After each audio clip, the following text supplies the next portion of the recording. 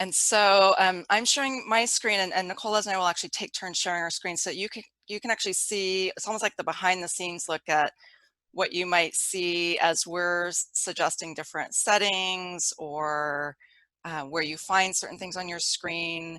Some things you'll be able to see as a host if you're the one hosting the meeting, and it looks different for you as a participant. So we'll try to make sure that we're pointing out things that you're seeing today because you're seeing the behind the scenes look of the host versus what you might see normally as a participant.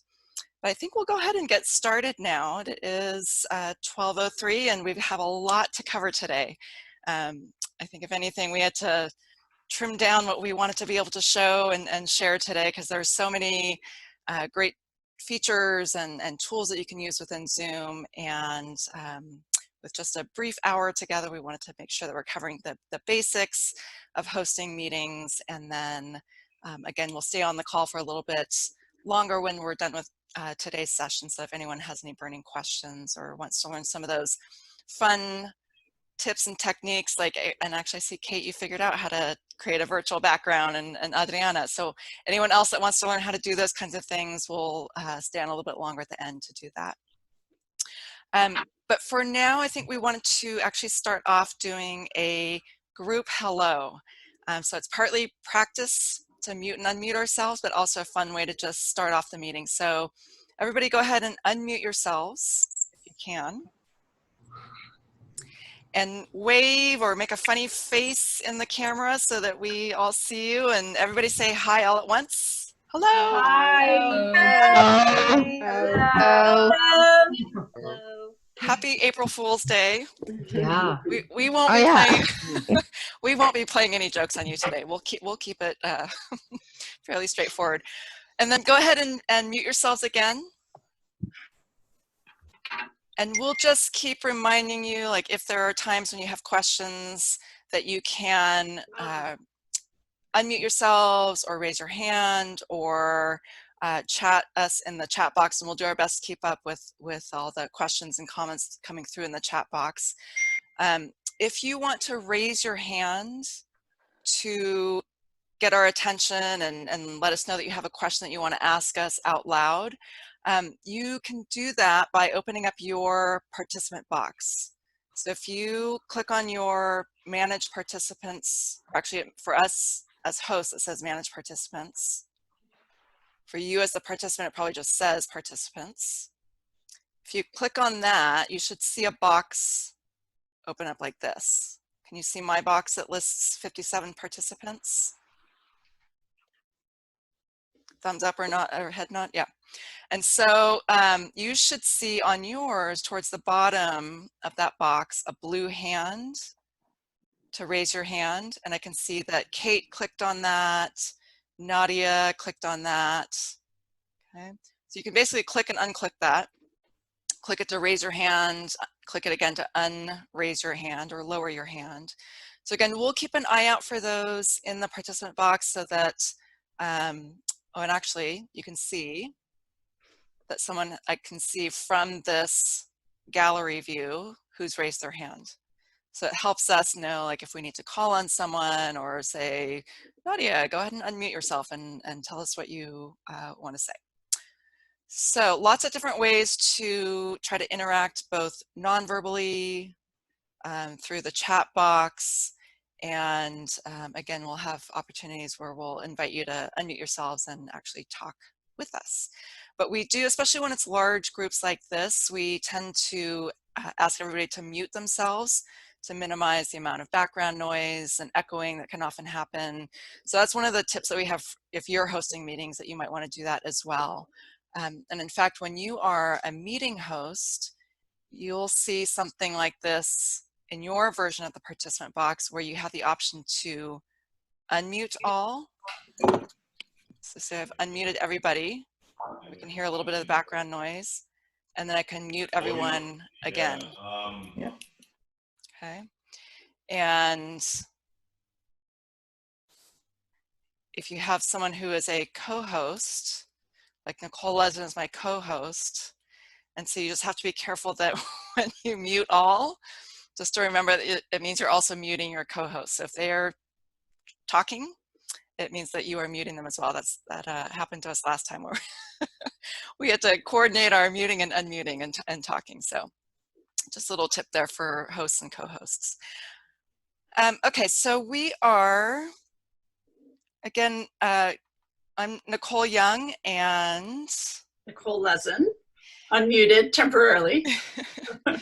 And you might recognize us. We both wear multiple hats in the community, and today we're wearing our hats for the Core Investments Initiative, which is a countywide collective impact initiative that involves many different partners from local governments, different funders, many nonprofits, many community groups.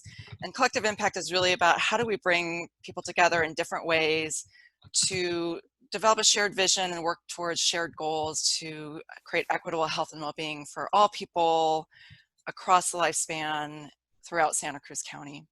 And so there are a number of things that we do as part of CORE, and some of you I know have participated in other trainings we've led before, the larger convenings that we used to do in person that we hope someday we'll be able to do again, the CORE conversations. So all those kinds of learning opportunities, we're starting to create more structure around them and create what we're calling the CORE Institute for Innovation and Impact, or the CORE Institute for short. So these virtual coffee chats are a new part of the CORE Institute. You may have seen and already registered for the one that we're doing tomorrow as well with a couple of our local funders. So anytime that you participate in one of our CORE events, you end up on our mailing list, our email list, and you'll hear about future events until you tell us to stop pestering you. So you'll get to know about future events as well. So I think that's all I'm going to say at this point about CORE and our role. And I think at this point, I'm going to stop my screen share so that Nicole Lezin can share her screen.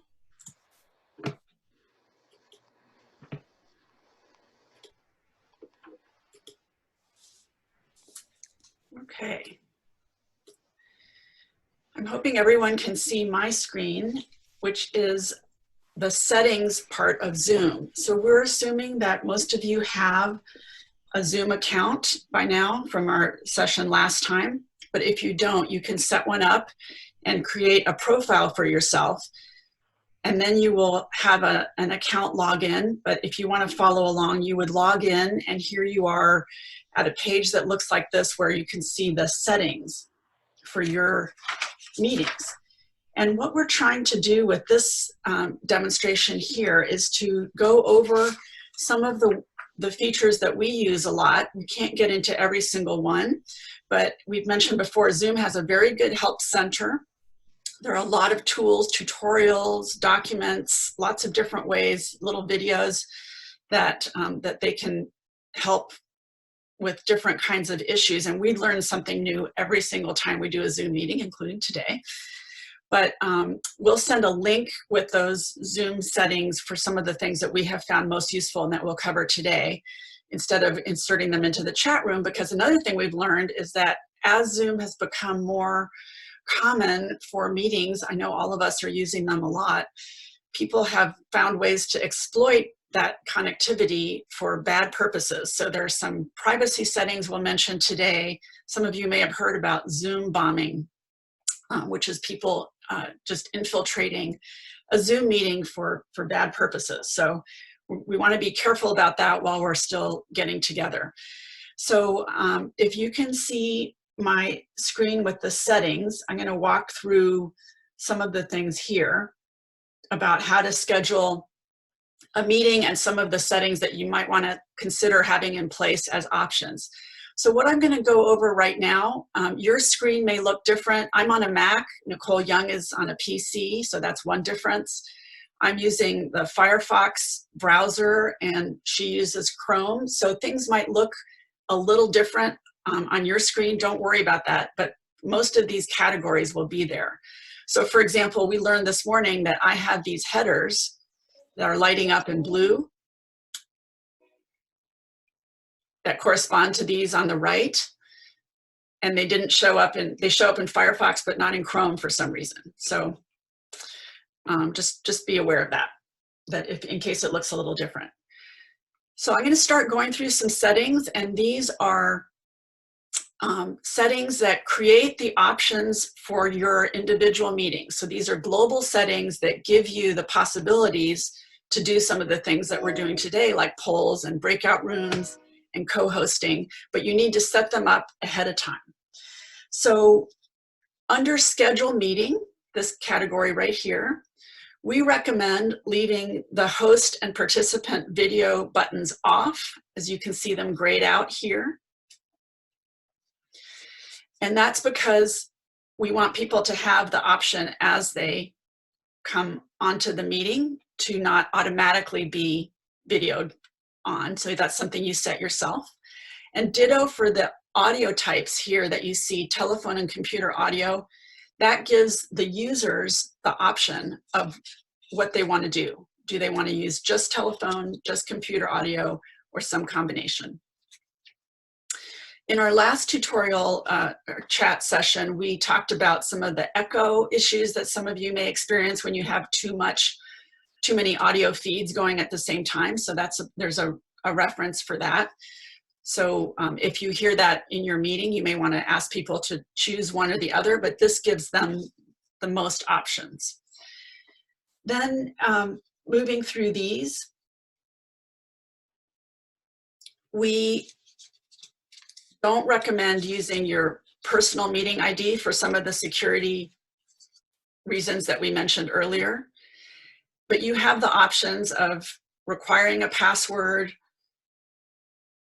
or other ways to put layers of security onto your meetings. This setting for mute participants upon entry is one that you probably experienced today. So that's something that just when people are joining, they're automatically muted for any meetings that I initiate, but people can mute or unmute themselves. And again, these are toggles that set up the way that your meeting is initially, and you can change them for any individual meeting. These are just your global settings. Then there are a series of settings that have to do with what happens during the meeting. So this is the category called in-meeting basic, if you're following along. So here you can see that chat is enabled, and so is private chat. So if you've been playing with the chat function already in our meeting, you can send a chat to everyone, or you can send a chat privately to a particular participant or to us. So those options are set here in this global setting.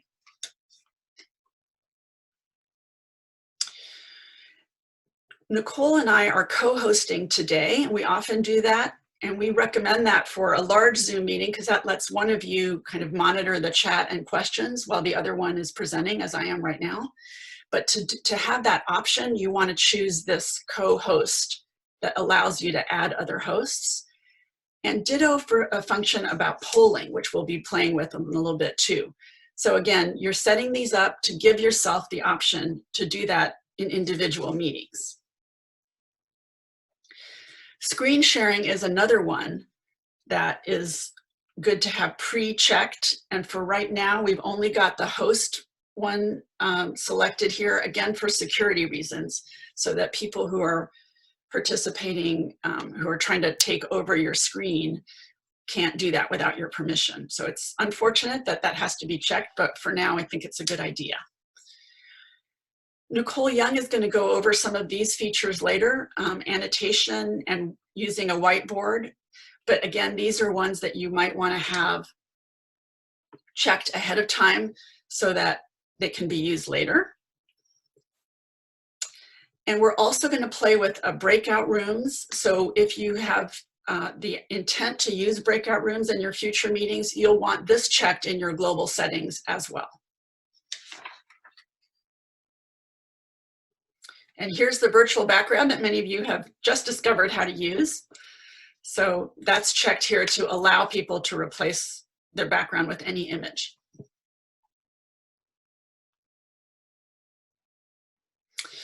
So that shows you there are many, many other settings here that we're not going to go over right now, but we're going to go over how to actually schedule a meeting, because that's the point of doing all this, is to be able to schedule one. So you can schedule a meeting either from this button on the left, or there's always a schedule meeting option up top. And you can also look at your particular set of meetings. So for example, I might want to look at, on the left here, you can see your upcoming meetings,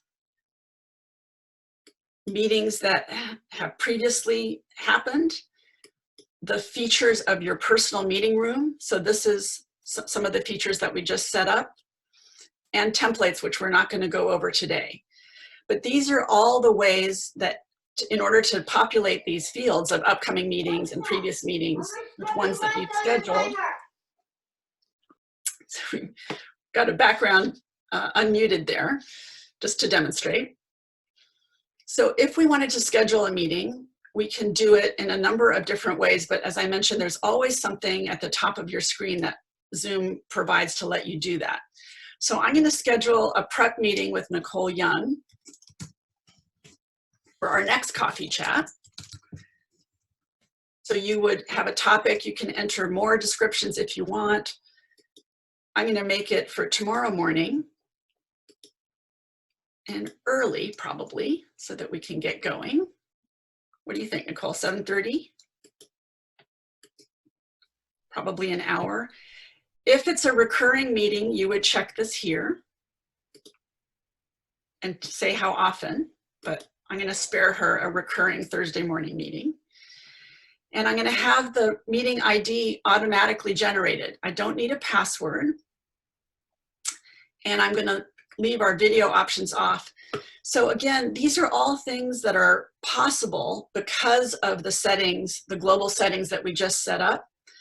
For this individual meeting, I can choose what I want. So I'm going to save that.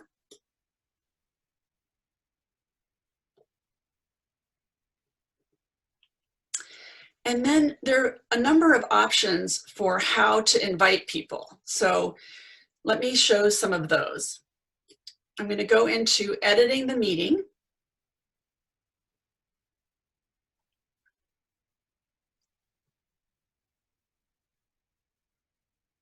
If I needed to change anything.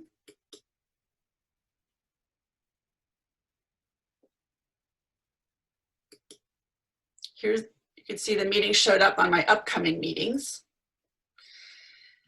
And I can invite people by sharing this URL.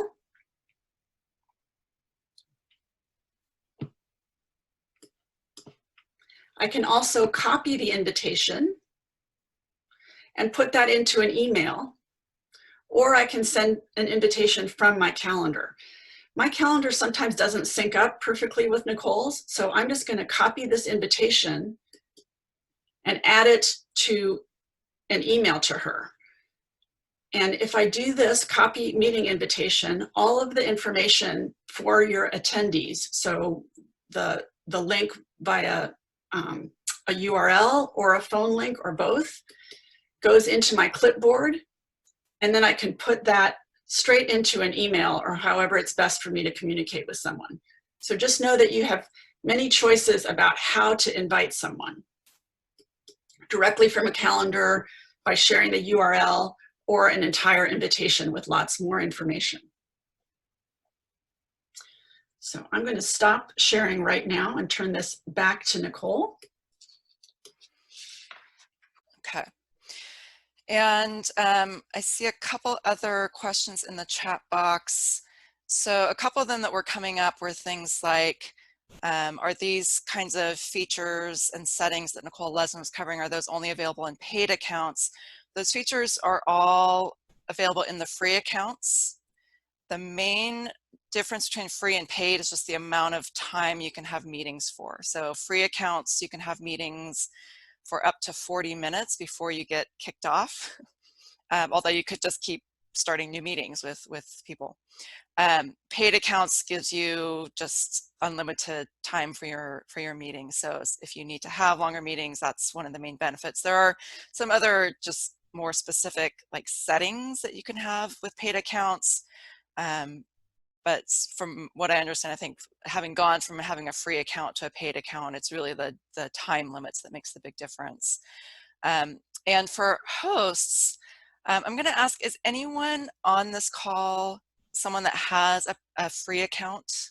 Because the question came up about whether you can make someone a co-host if they have a free account, or do they have to have a paid account? So I'm going to try to test that theory. If someone can chat to me, if they have a free account, then I'll check the participant list and see if I can give you host access. So Elena says she has a free account. So I see, I'm actually going to share my screen for a moment so you can see what I'm seeing. And we will go over in more detail how you screen share in just a few moments. But for now, I'm showing you my participant box. So as a host, I can hover, so I search for Elena's name. If I click on more, I see the option to make her a co-host. Okay, so you can, once people are participants in your meeting, you can make them co-hosts. And so they will be able to do things like launch polls or help manage the waiting room to admit participants. So it can be helpful to have a co-host. And so just know that that's an option regardless of whether someone's on a paid or free account. I'm going to keep going, and I'll suggest if you have more questions, keep typing them in the chat box if you can. We'll try to come back to some of the raised hands when we have another, after we've covered a little bit more. And again, if we don't get to your question before 1 o'clock, we'll stay on a little bit longer to try to field some of those questions. Because for now, what I'm going to do is show you, so again, you're looking at my screen, and can everybody see my, are you looking at my Zoom website? Give me a nodding head, okay. And so I'm gonna show you, this is actually the meeting that was scheduled for today. So you can kind of see the behind the scenes look at the settings that I used when I was setting up this meeting. There's the registration link, all the settings that I chose. So once if you decide to use registration for your meeting, then you will see this option show up as a tab at the bottom of this page for registration. So you can see, I can see for this meeting that we had 108 people register. And if I want to see who those people are, I can click view and see the list of names. If I actually wanted to look at a particular person's registration form, I can click on it and see the information. So that's handy. Oops, and then the registration even went up as we were speaking here. And when you are creating your meeting events and the registration option, you can even customize the way you handle the registration. So these are the settings that I used for this coffee chat. I wanted to make it as easy as possible for people to register and get confirmation. So I said, I want those registrations to automatically be approved, that they don't have to wait for me to receive a notice that they registered and then approve them before they get added to the roster. I said I wanted to know and get an email when someone registers, and close the registration after the event ends, and include social share buttons on the registration page. And then you can customize your registration form itself. So first name and email address are always required when you're using the registration form that's built into Zoom. I decided for these coffee chats that we want to know people's last names, make that a required field. Want to know where they're coming from, if there's a group or organization that they're representing, and what their title is. I don't have the ability to change what these fields are called if I'm using Zoom's kind of pre-named fields, but I can say, yes, I want to use that in the right form, make it required. But I can use custom questions, or you can create custom questions for your registration form. So you might remember that when you registered, there was a question, have you hosted a Zoom meeting before? So I actually created that question in the registration form, decided I want it to be a single answer where you just checked off one answer, make it required. And the question I decided I wanted to ask was, have you hosted a Zoom meeting before, with the options either being yes, no, or I don't know. So that's a nice feature in that the registration can be built right into Zoom versus using a different platform like Eventbrite, although you could do that as well. So we felt it was easiest and most seamless to use the registration feature right within Zoom. This is also where you can create polls. So you would want to create your polls like the one that we'll do in just a moment. I'm going to show you. Actually, let's I'm going to stop my share for a second because I realized that I did not launch the poll in the beginning. We got right into it. So I'm going to show you, give you a chance to complete a poll, and then I'll show you the behind the scenes look of how you set up polls and use them in your meeting. So I'm going to launch a poll where I'm asking you, which Zoom feature are you most interested in learning how to use today? And you'll see that you only have the ability to check off one feature. So really what we're wanting to know is, what's the one thing that you're most interested in learning how to use today?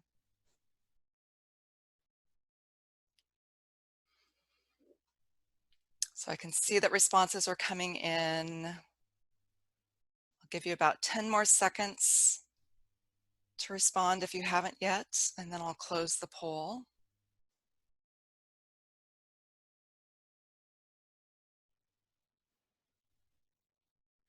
Okay, so a little over half of you have responded, but I'm going to go ahead and end the poll and then share the results. So do you see on your screens a box with the poll results showing that it's a fairly even split? I think slightly more want to see the whiteboard feature, but quite a few of you want to know how to use breakout rooms and screen sharing, followed by polls. Does everybody see that? Okay, so now I'm going to stop sharing the results. Okay. And I'm going to go back and share my screen so I can show you how you can set up polls if you're running a meeting. So now I'm going to go back to the Zoom website. I'm in my meeting portal. So this is the poll that you just completed. I created it ahead of time. So if I click on edit,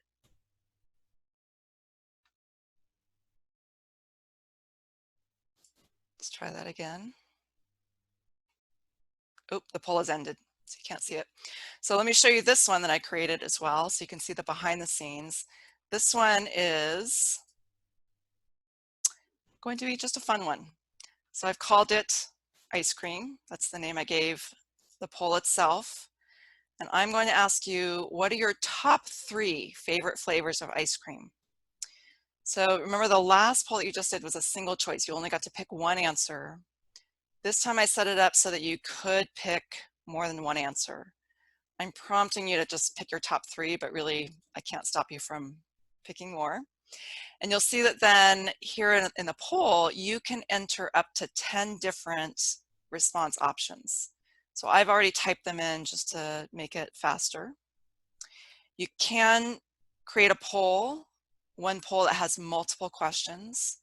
So if I wanted to not only find out what your favorite ice cream is, but what your favorite toppings are, I could create another question. I'm not going to do that right now. I'm just going to close this. Okay.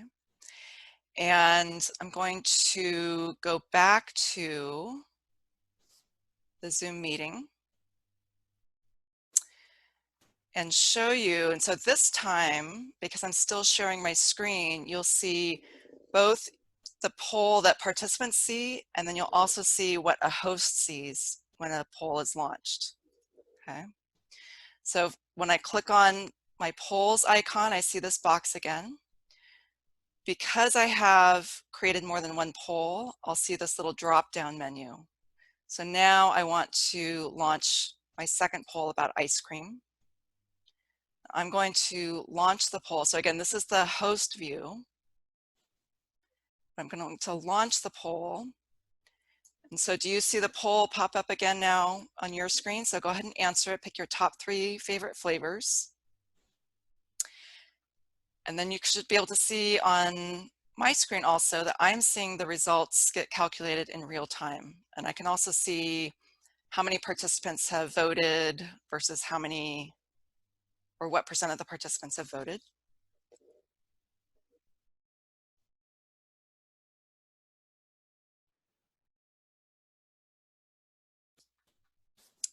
So I'll give you about 5 more seconds to make your choices. So I can see that not everyone has responded yet, and that might just be that depending on what kind of system people are on, whether it's their phone or a tablet, sometimes it's harder to find the how to answer the poll. So I'm going to end the poll now. Okay. And then again, for the host, you'll see the option to share results. And so now I'm going to click on share results. So then again, do you see a summary? The poll results, and next to it, this is the host view of the results. Okay. So you can see that a lot of people like vanilla and mint chocolate chip, which I think is Nicole Lezin's favorite flavor also. So I had to remember to include that one in the list of options. Yay for the coffee ice cream lovers. That's my favorite. And so I'm going to stop sharing the results now to make that box go away. And if I want to make this poll control box completely go away, I'll just click the X up in the top. Okay. So that's a really quick rundown of how you use polls. You can see it's a little bit more limited than like if you used SurveyMonkey or Poll Everywhere or some of those other features where you have more options about what types of questions you can ask. So a little bit more limited, but still a nice way to build in opportunities for participation and engagement in your meetings. Okay, so now I'm still in my Zoom window. You're still seeing my screen. I'm going to explain to you how to use the screen sharing function. So again, you've probably noticed that Nicole, Lez, and I have both been using that feature. We've kind of traded off and on. And so the way you would share your screen is, if you're hosting a meeting, is you would use the green share screen icon. You all see that on your own, and you should all see that on your own control panels as well.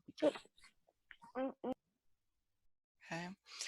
And so I'm already sharing my screen, but let's say I wanted to share something different now. I'm going to keep it on share screen so that hopefully you can see what I'm looking at. So I'm going to click on New Share. Do you see me hovering my mouse over New Share? Okay. So if I click on New Share, you'll see it shows me options. And I'm going to keep asking if you can see what I'm seeing, and I'm going to ask you to just nod your head so I know that I'm not looking at and describing something that you're like, what the heck is she looking at? So this box pops up that says select a window or an application that you want to share. So I have 2 monitors. And so you can see that it's giving me the option right now. I'm actually sharing what's on screen 1, my first monitor. But I do have the option to share whatever is on my second monitor, screen 2.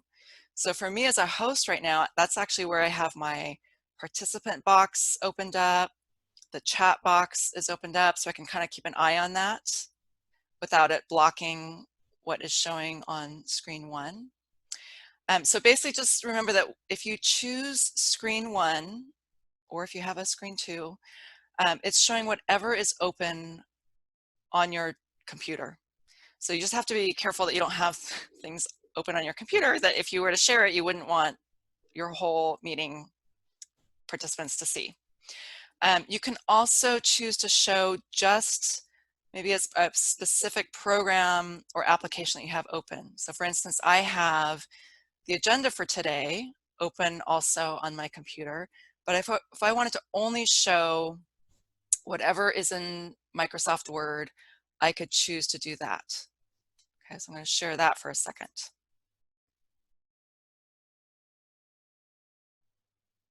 Okay, so do you see Do you see a Word document with a lot of notes for Nicole, Lezin, and myself? Okay. And so that can be really helpful. It's a nice way to just to make sure that you're only sharing something that you want people to be looking at and not lots of other things on your computer. You just have to remember that if you do that, let's say you're sharing a Word document, but then you switch over on your computer to looking at maybe a set of PowerPoint slides. If you've only decided to share Microsoft Word, people won't be able to see whatever you're looking at in Microsoft PowerPoint when you switch over. So you have to remember to do either a new share or just share whatever is open on your screen. Okay. And now you're probably seeing that I have a little message saying that my internet connection is unstable, which happens every once in a while. So that is the basics of how you screen share. You just click that share screen icon. Here are some choices, and then you decide what it is that you're wanting to share. This is also where you can then use the whiteboard. So whiteboard is something that you're sharing. It's like sharing a screen on your computer. So I'm going to click share whiteboard. And it literally shows a whiteboard. And so I then, when I open the whiteboard, I'm seeing a set of control panels where I can then add text, okay, in text boxes. I can decide to draw or highlight things. So here I've chosen a kind of a thick highlighter. Maybe I want to change the color of my highlighter so that I'm, you know, drawing something cute and colorful. And other people can also draw on the whiteboard. And so you could find the controls. You should be able to find the same control panel. If you look up towards the top of your screen, you should see something that says you are now viewing Nicole Young's screen. Do you see that? And next to it, it says view options. And if you click on that, it should reveal a little drop-down menu, and you see annotate.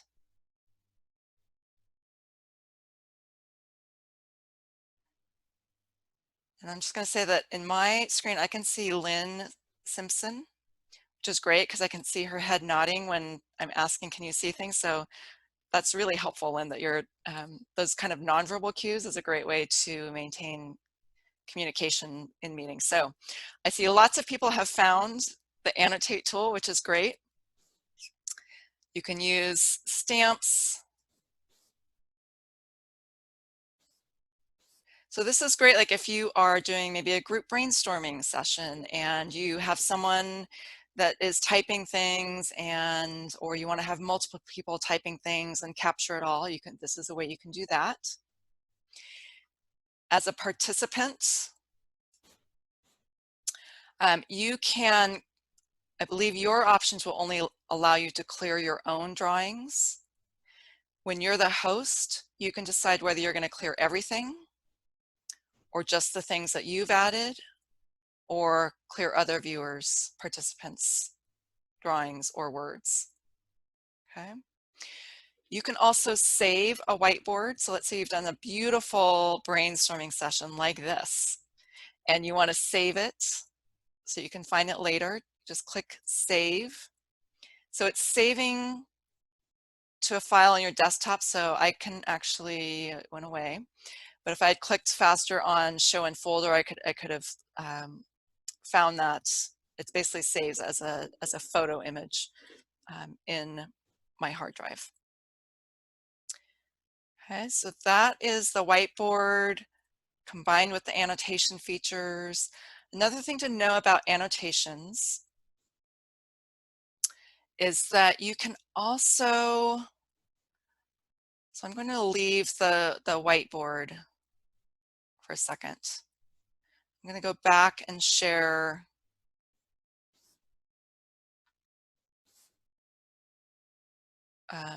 the Word document.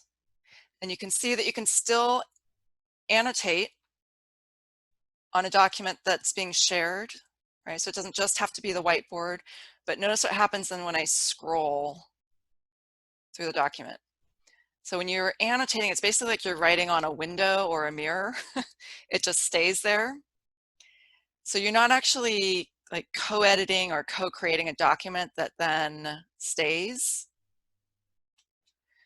So if you want to do that kind of co-editing, co-creating a document, it's better to do things in kind of cloud-based documents like Google Docs, Google Sheets, Google Slides, online versions of Microsoft Word, where you could have multiple people actually typing things, highlighting things, and then it stays as a document. This is just, annotation is a helpful way to say, like if you're trying to call attention to something that you are reviewing together as a team and you want to make sure that everyone's looking at the same thing, or someone wants to point out a particular thing that they have questions about, like annotation can be great for that. Okay. So we have just a few minutes left. I know that there are several questions or comments coming through in the chat box, and so I haven't looked at those lately. Are there any burning things, Nicole, that you think we should pause and try to answer before I move on to the breakout rooms? Yes, a question about saving the whiteboard and reusing it later. I know we can save it, but I don't think you can remanipulate it if you pulled it up in another meeting. Do you know? You can, so if you say, I believe this is how it works, and we can double check this. When you save the whiteboard, it's just saving it as a static image, a photo. So you can't go back and keep working on the photo. I mean, I guess you could add things to the photo if you used photo editing software. The whiteboard itself, like if I went back to the whiteboard and we're still in the same meeting, it's still there.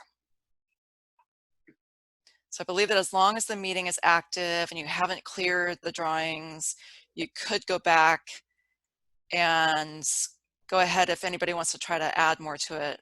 So now we can see that you can go back and keep adding to it.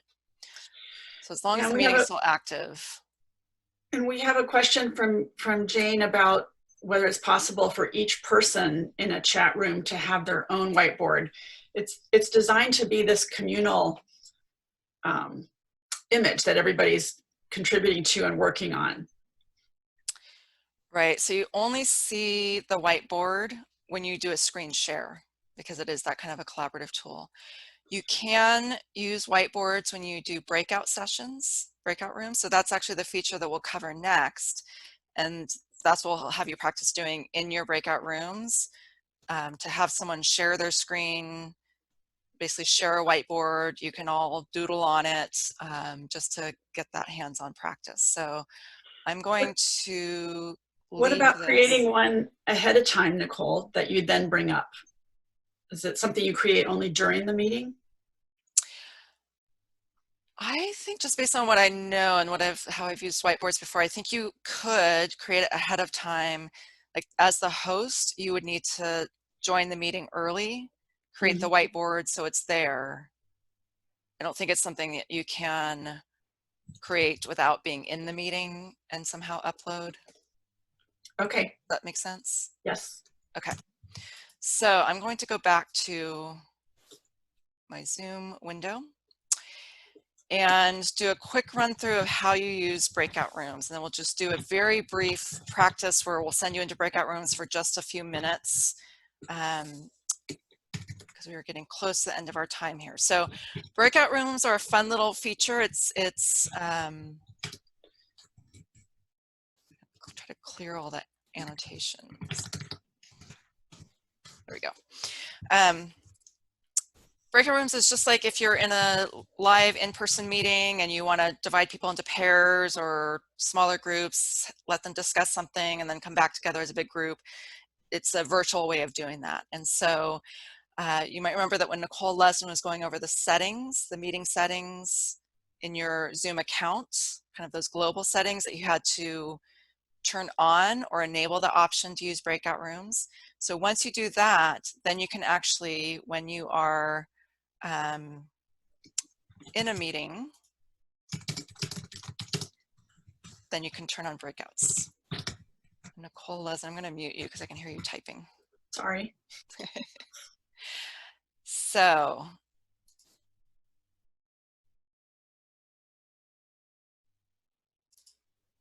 okay. So can you all see the breakout room boxes that are appearing on my screen? My settings? Okay. And so basically, depending on how many participants you have, so I can see that I have 56 participants in this meeting. I can decide, well, do I just know that I want to have 10 breakout rooms, 10 small discussion groups? That means there's 5 to 6 people per room. If I want to have smaller groups of people, then I would just keep increasing the number of rooms that are available. Okay.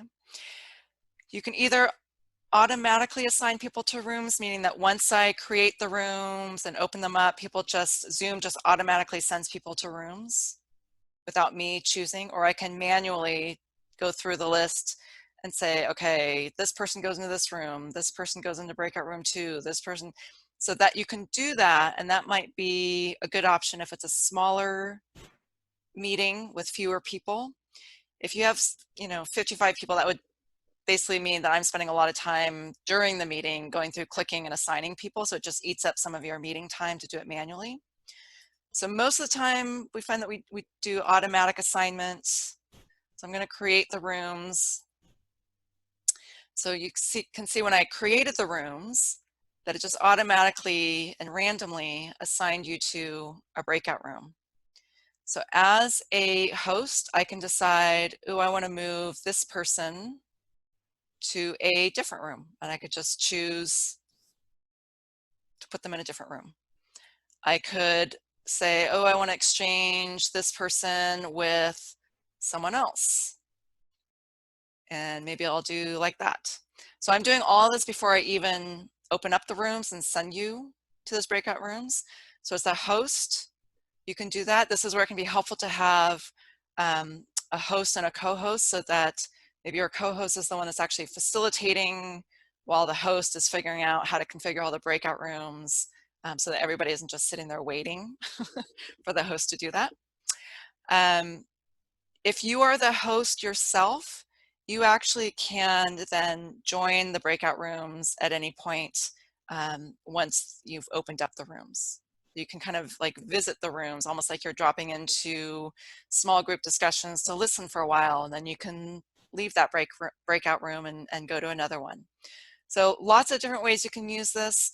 One thing I will say before I open the rooms and give you a chance to interact with each other is, before you click on open all rooms, you want to make sure you click on options, because here you'll see another set of options that you can adjust. I have all of these checked off, that I want people to move into breakout rooms automatically. I want people to be able to return to the main session at any time. I want breakout rooms to close automatically after. For this one, I'm setting it at 2 minutes. We're just going to keep it really brief. But just remember to check that each time before you open the rooms, because like next time I host a meeting and I use breakout rooms, I believe it will still be set at 2 minutes. So if I don't change that, then it just automatically remembers whatever you last had it set at. Okay. You can set a countdown timer, so that when the rooms are closed, or if you close the breakout rooms, then all the participants see a little warning that you have 1 minute, and then it actually counts down before the breakout rooms automatically close and everybody gets sent back to the main session, which is what we're in right now. Okay. So I'm going to click on open all rooms. You'll see a little message pop up in your window that says you've been invited to join breakout room 1 or 2 or 3. So click join. You'll see a little message saying that you're being sent to a breakout room, and then you'll start to see yourself and others appear in your breakout room. And once you're in your breakout room, pick someone, introduce yourselves, and then pick someone to just try out sharing your screen, and pick whiteboard. Okay, so try to practice using the whiteboard. You can all annotate it together, create something beautiful. You can save it if you want to kind of try out that feature, but just know you only have about 2 minutes in the breakout room before you'll all end up back here. Okay. going to give this a go. I'll see you in a couple minutes.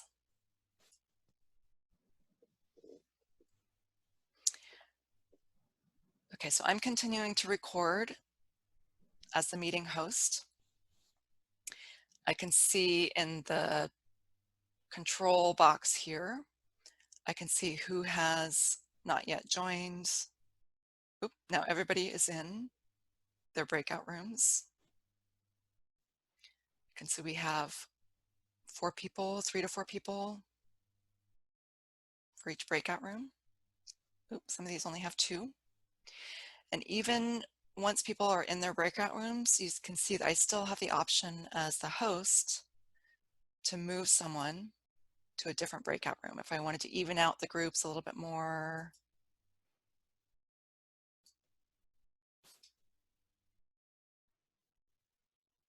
And again, if I wanted to join a breakout room, I could do that. If I wanted to broadcast a message to everyone,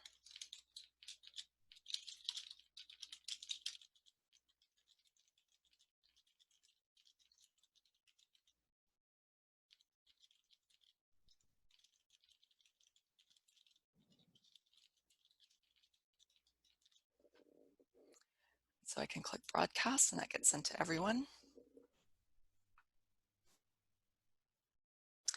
And I can see the timer counting down.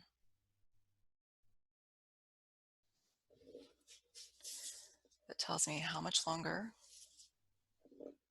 everyone has.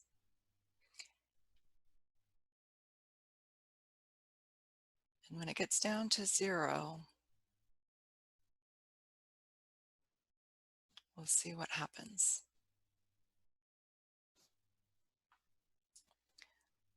And so it's now giving me the option. It's telling me that the 2-minute time is up. Do I want to close all the breakout rooms? If I wanted to give people time to continue talking, I would say keep the breakout rooms open, but I want to close them now. And so now everybody gets a little notification. They'll see this in their breakout rooms. And then people can start coming back.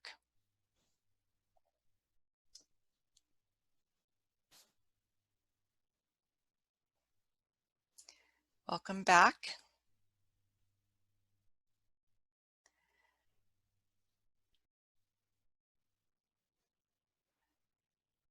So as you come back,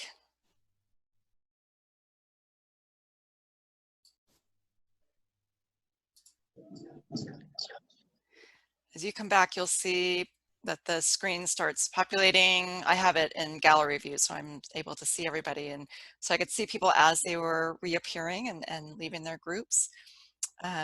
When you, or if you decide to watch this video recording afterwards, you'll see that I kept the recording going and kept this breakout room box open so that you can see, as a host, you can see who has joined the group that they were assigned to versus who hasn't yet. And so sometimes that might mean someone needs some help, or that maybe they just really don't want to be in that breakout room. But then also I could see as people were returning that this list would change as well. Okay, so I'm going to close that now. And I'm going to invite anyone who would like to unmute your microphone. Feel free to do that now and tell us how that breakout room experience was for you. Anyone want to share a comment or a?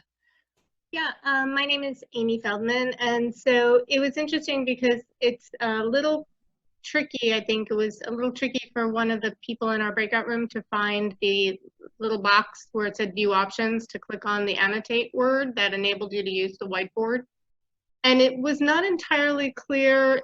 I was drawing on the whiteboard to kind of show her, but since she was the one sharing her screen, it wasn't entirely clear if the other people in the breakout room could see what I was drawing on that board that she shared. So I'm not sure if that worked or not. Elena, if you want to speak, or the other nice gentleman, Charles, if you could see what I had drawn. It was. You're trying to share. Oops. Go ahead. I could see what you drew, your pink drawing, but I couldn't find what you were describing to me. I couldn't find the button. The annotate button. She couldn't locate the annotate button up in the upper center part of the screen for some reason. So Elena, were you now, but Elena, I see it now, but I think it's on your screen.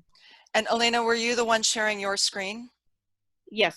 So if you're the one sharing your screen, yes, you would see your annotate button kind of up at the top. Everyone else who's viewing your screen would then see that message at the top that says you're viewing Elena's screen, and then the view options would appear next to it. So it does look a little bit different depending on whether you're the one sharing versus whether you're the one viewing someone else's screen. Sometimes too, when you're doing screen sharing, or we didn't cover this today, but some of you might have tried this before, like sharing remote control access, where basically if I wanted to give someone the ability to control my mouse or my screen, you can do that. Or if you're annotating together on a whiteboard, sometimes there are just lags. Like you can be doing something and you think, oh, I'm doing it, I'm typing really quickly. Even Nicole, Lezin, and I last night were testing some of these things, and it took a little while for something to appear once one of us typed it. And so just know that those things happen, especially if internet connections are slow or unstable, and just keep asking each other things like, can you see that? What do you see when I do this? Nicole and I do that all the time because we're also still getting used to using tools like Zoom. So we find that even that kind of constant asking and checking is just a way to get more familiar with it, but also make sure that you're doing what you think you're doing, or that others can see what you think they should be able to see. Okay, we are at 1 o'clock, and we are big believers in starting and ending on time. So we will quickly move to our wrap up, but again, we'll stay on. If anybody needs to move on to their next meeting or appointment, we completely understand. Just know too, also when we send out this recording, there might be a little bit of information at the end, or some of those fun little bonus tips even after the 1 hour mark. But Nicole Lezin has a few closing comments and information for us.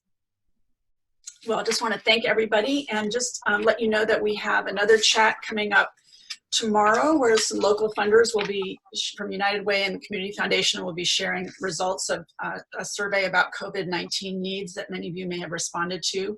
And then we have another one next week that's also about the education sector and the arts.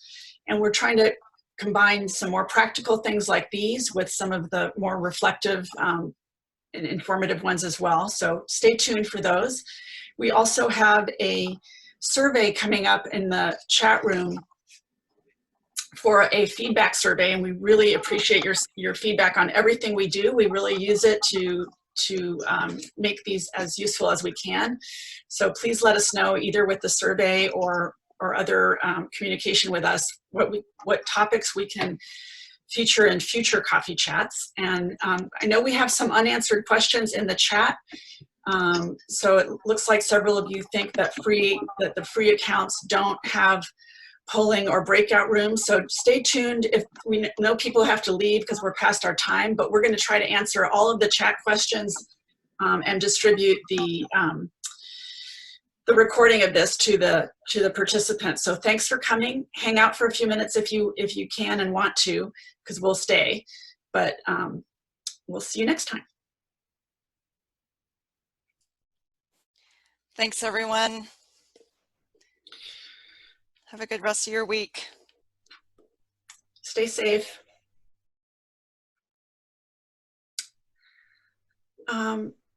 Nicole,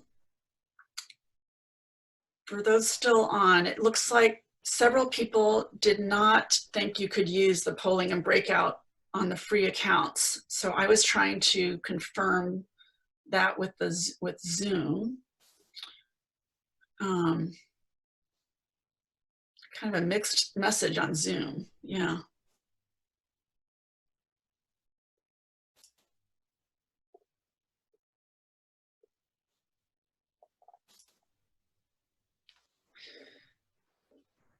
Yes, I wonder if they just want to set up. Breakout rooms, yes, huh? Breakout rooms, yes. Desktop sharing, yes. Chats, raising hands, annotating.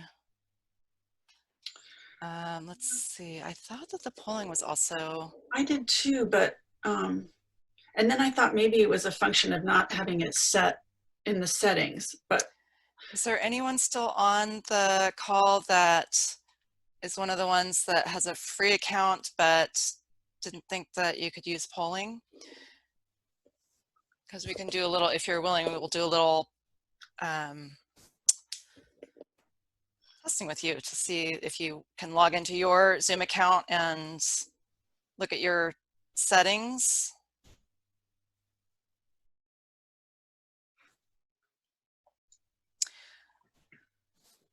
So Laura just says she has a free account. She hasn't.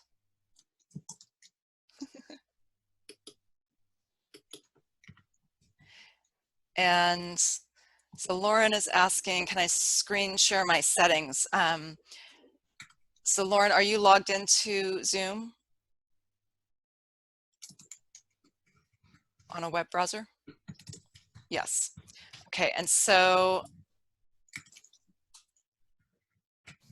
I'm going to give you the option. Go ahead and try sharing your screen.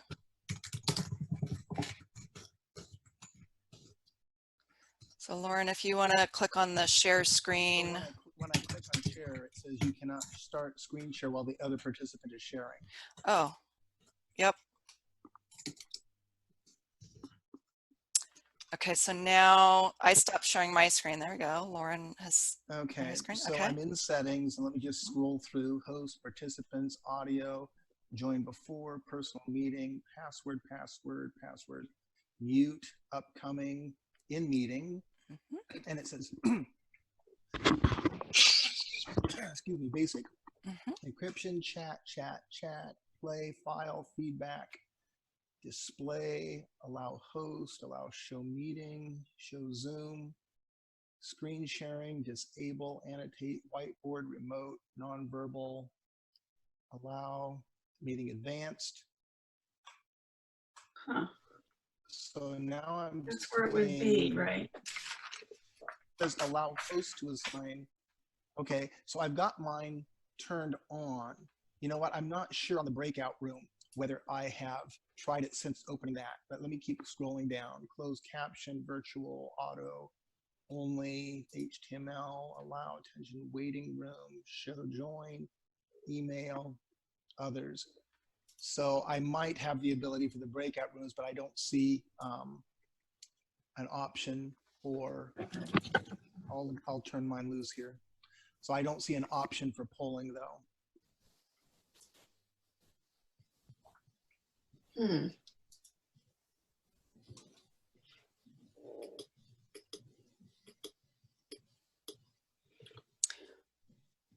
We're looking at. I just went online and I just saw in a forum that it says it's part of a paid account for polling. I wonder if they've just changed that. It was in 2019 that the discussion I just had. Thank you for researching that, Amy. Yeah, I just did a Google search. And the man referenced a paid account. Okay. Okay, well, I guess that answers that question. Well, sorry about that.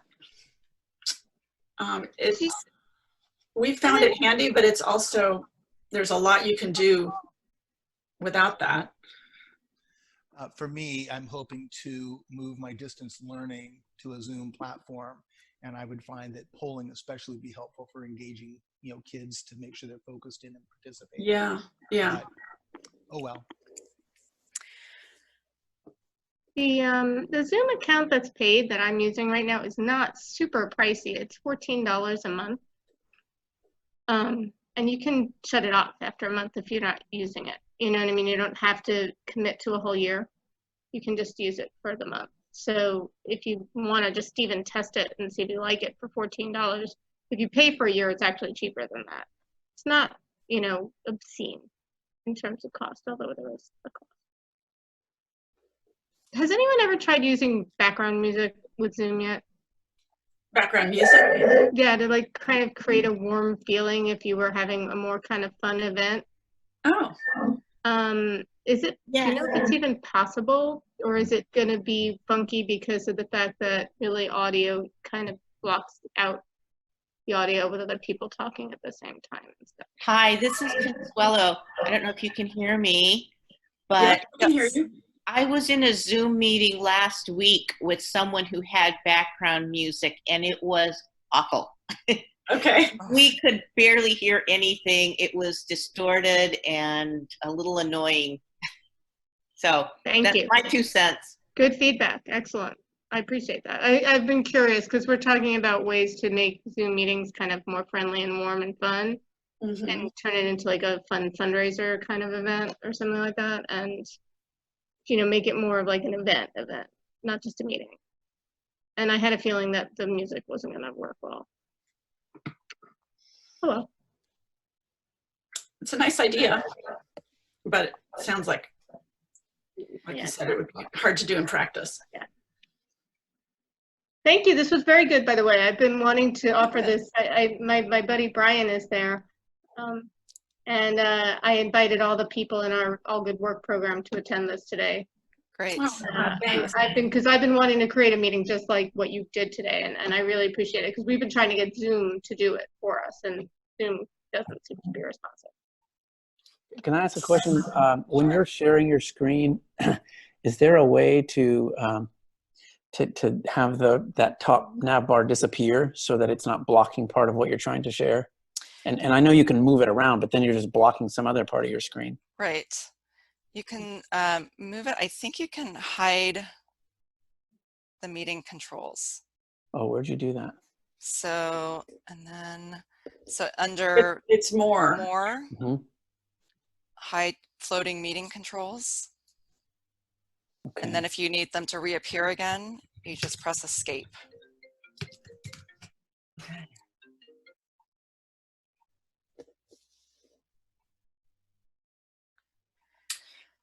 Any other questions? Jane? I'm exploring want to learn about how to do the translation piece, and was on the meeting yesterday with Allison, and that was so helpful and instructive. One of the questions I have, and I have to do research on the site, is it seems like that's only a feature for webinar level of package. Right, so that is a feature that you have to have not only a paid account, but have the webinar package add-on. Okay, and then I'm guessing that it would be sort of through the co-hosting kind of a pathway to get the translator to be, I guess I'll just have to. The translator I believe does not have to be assigned as a co-host, but you have to make them an interpreter so they have access to that interpretation channel. Okay. And so when you're scheduling a meeting, if you have translation enabled on your account, there's a place where you can then assign a translator. Okay. So if you're wanting to assign a translator, like as you're scheduling the meeting, I think that's a place where you enter their email address. So basically they're getting invited to be the translator for that meeting. If it happens in the meeting, I'm trying to find my web portal.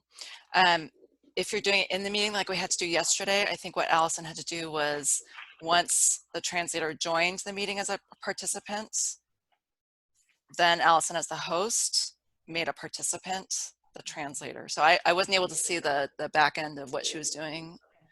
And that's when you go to the participant themselves and then look for more and options for them. But I think so. I can ask Allison what it looks like on the host end. Nicole, you've got a couple raised hands from Donna and Irene. So, did you mean to raise your hands, Donna? Irene, did you have questions? I did. Can you hear me? Yes. I had to get, I finally was able to figure out the sound and the video at the end of the meeting. So perfect timing. So when I went to set up my meeting, it asked if I wanted to select certain people into the breakout rooms. And so I did that. And now I'm thinking I might like, so then I went into my meeting and it wouldn't allow me to check on the breakout rooms button so that I could see if it was actually working. Am I able to do that ahead of time, or do I have to wait until I actually am in the meeting? I just wanted to double check my work. Is this a meeting that you have scheduled that hasn't happened yet? Right. Okay, I'm gonna see if I understood the question right. And so are you saying that you already created your rooms and assigned people to them? Right. And I realize that you can move people once the meeting starts, but before the meeting started, I wanted to check to see if everything was okay. And the open all rooms button wasn't available. I mean, it was there, but I couldn't click on it.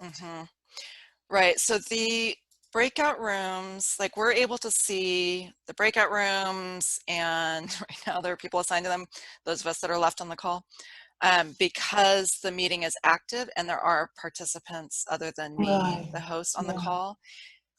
If the meeting hasn't started yet and you don't have other participants, you can't actually see, you can't get beyond the the screen. But I'll just cross my fingers and hope that it's okay. yeah, and so sometimes what we've done, we even did this last night, was like if you're just trying to make sure that you remember kind of all the steps to go through to assign people and open up breakout rooms, like schedule a fake Zoom meeting with several people and just test out that feature. Nicole, Lezin, and I did that last night with my daughter and her husband, and they sat there in the breakout rooms while we were talking to each other to just, because it is sometimes, I mean, every time we really do, we learn something new as we do it. We're like, oh, okay, gotta remember that for next time. And so just, even if you do practice runs, it can help. Okay, thank you. Any other questions? Did we catch all the raised hands? Donna, did you have a? Donna was having trouble with her microphone and video, so I suggested if you look in your lower left, Donna, you might see a microphone with a diagonal red line and a camera with a red line. Those are the things to click on and off for your microphone and video. So this is Irene. I do have one more question. Sure. When I schedule a meeting in the free Zoom app, I notice that no telephone numbers come up for anyone that wants to call in instead of being on the meeting itself with the audio and the video. Is that only an option that I have with a paid version? And then when I went into the paid version, it's $15, and then it looked like I had to pay another $10 for the telephone feature. No. Free. I'm looking at the plans with the pricing. So the free has the join by telephone call-in. So that should be an option. Oh, what did you click on to get all of this? Because when I went in, there were only like 5 or 6 options listed. So on the, so I'm on the website right now. Yeah, they've changed some things recently because of all the use. So it may be just an update. Yeah, they've opened up some things that used to be paid. I see. Then you just click on the ones that you want, or I guess. So yeah, so the menu itself will expand if you click on. Got it. The plus signs there. All right.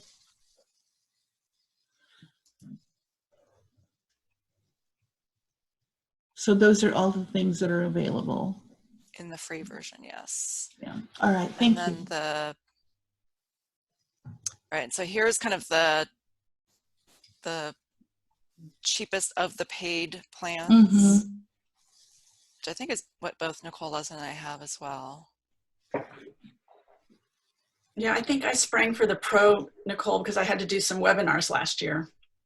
And it was easier to add them onto that. Yeah, and I basically just wanted to keep in touch with my family. So Yeah. 40 minutes is enough time, Yeah. I think.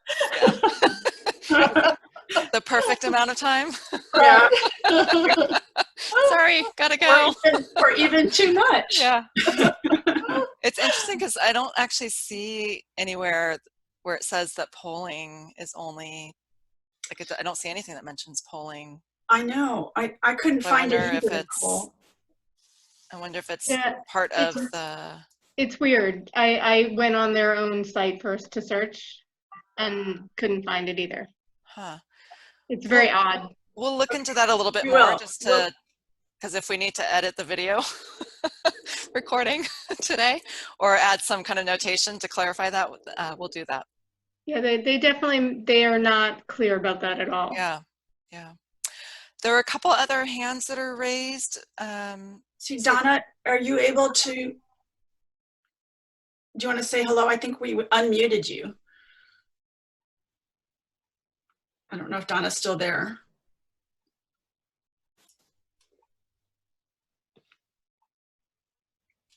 Maybe not. I see her name on the screen, but not in the participant box. How about Elena? Was that a hand raised to ask a question? Yes. When you do your settings in the beginning, if it becomes necessary to make a change, can you change them in the middle of the meeting, or is it set in stone? You can, I believe you can change them in the middle of the meeting. Okay. In fact, let's try this. So if for screen sharing, my global settings are set to only the host can share. But let's see what happens if I already changed it to all participants. Let's see if I change it to Oh, well, that would answer it. multiple. You did that in the beginning, or? I did that just a few minutes ago when I think was it Lauren that had a question and wanted to share his screen? So that would answer it, that you can't in the middle of the meeting after. Yeah. Okay, thanks. So let's see what happens. Can you all try to share your screens? And I'm actually curious what happens when multiple people try to share simultaneously. Partly because I just changed that setting, and also Mine came up. so Irene's came up. Did anybody else share their screen yet? Mine's up. I mean, I don't know if you see it, but it's up. I shared my whiteboard, but I still can't see the thing where, okay. I still can't see the thing that would let me draw on it. Can you see mine? Can you see a whiteboard that I just shared? Does it have anything on it? I can't tell if it's. No, it's just literally a big white screen, but I'm now drawing black on it. And can you all see my screen? Can you see my mouse hovering and kind of moving over the top of my screen? All I see is my whiteboard. I don't see Amy's. I'm going to close my whiteboard and see what happens. Or move it. Share. And so does anybody see, I've clicked on view options and a little menu appears. Does anybody see that? Yes, we see that. So I can tell that multiple people have shared their screens because I can see under shared screens 3 different names. So I can see that right now. I can go back and do it again. Nicole, I clicked on, can you hear me? This is Irene. Yes. I clicked on something and now all I have, it says it's either your ID number and stop share. I don't see anything else. I mean, how do I get back into the regular view? You can click on, do you see stop share? Uh-huh. Oh, okay, I'm back in. Yeah. And so now we're looking at, I think, Elena's screen. Okay. I don't see my screen. Yeah, I shared, but and yeah. I think I'm still seeing Nicole's screen. Does it look like Catalina Island? Right now, I'm seeing someone's on the Zoom website. Yeah, that's me So we're looking at Jane's screen right now. right there. Okay, And it says Zoom. I see that. Yep. So I'm about to, can you hear me? Yes. I'm about to run out of batteries if I disappear, not on purpose. But when we shared the screen, I co-hosted a NAMI support group, and we tried to share our guidance, you know, the things we go through in the meeting, and we couldn't do it without showing the entire desktop. But I'm thinking maybe that is all you can do. You just have to arrange it so you don't see your other files. Oh, you should be able to pick a window, a particular window Okay. that has your document in it, as opposed to websites or email or. So How would I do that? Can you, I'm going to ask everybody else that's sharing their screens to stop their share. Not mine. That only mine's sharing. So it could either be that, for instance, if I bring over So I'm a seeing PDF. oh, there you go. Okay, Right? yeah, it is a So- PDF, but I Right. didn't know how to bring it over without showing the entire screen. Without showing everything else on your desktop. Right, I just wanted to show the words in the PDF. Yep. And so sometimes it's just a matter of making sure that the document itself that you're showing is maximized. Oh, how simple. Okay, and then it would just cover it. Yeah. Cover the. Oh, Yeah. Brilliant. Brilliant. Thank you. Yeah. Hello, sweetie. Okay, I think Thank we you. are going Yeah. to sign off. Thank you very much.